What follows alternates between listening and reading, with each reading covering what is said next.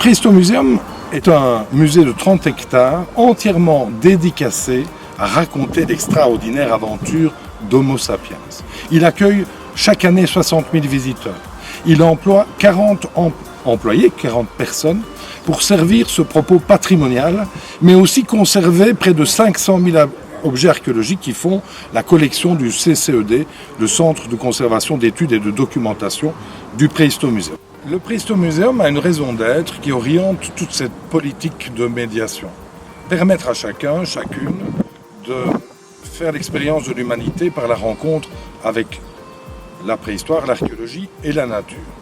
Et on sent dans cette raison d'être, évidemment, émerger quelque chose pour un musée d'archéologie qui n'est pas commun, qui est la nature, un site de 30 hectares sur lequel on a déployé toute une série de dispositifs de médiation que j'appelle des expositions outdoor et qui doivent être respectueuses de l'environnement Natura 2000 dans lequel on se trouve.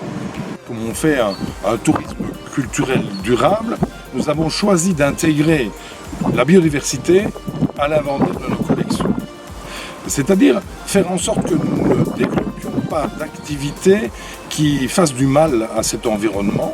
Au contraire, que toutes nos actions soient réversibles, respectueuses de la nature et que la nature fasse partie intégrante du projet de médiation. C'est ainsi que nous revenons à un grand propos que le Préhistomuséum développe, qui est la relation entre l'homme et la nature. C'est bien sûr ça, la dichotomie de la préhistoire. On met les visiteurs en action de tester les technologies de la préhistoire. Et là, on met le doigt sur l'ADN du Préhistomuséum pour sa médiation, qui est de comprendre la préhistoire par le geste. Essayer soi-même, mais c'est par le sens, par l'émotion, une compréhension de la complexité de la technologie préhistorique, ce qui fait qu'on fait une leçon de modestie. En essayant de tailler silex, de faire du feu, de faire de la poterie et une série de gestes, les visiteurs sont amenés à se rendre compte que les hommes préhistoriques étaient aussi intelligents que nous sommes tous des Homo sapiens. Préhistomuséum est un musée qui cherche à développer toute une série d'actions qui répondent à des préoccupations de la société.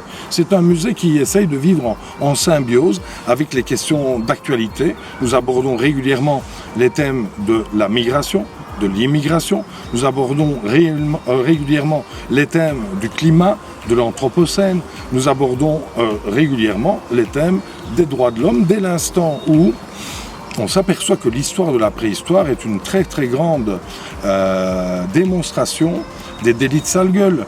Les hommes de la préhistoire ont été au XIXe siècle considérés comme des sauvages, comme des êtres subalternes, parce que la société occidentale ne voulait pas accepter cette différence. Et donc la préhistoire est un merveilleux sujet, un merveilleux prétexte à engager avec nos visiteurs des discussions constructives sur notre présent en espérant être un musée de la transition vers le futur.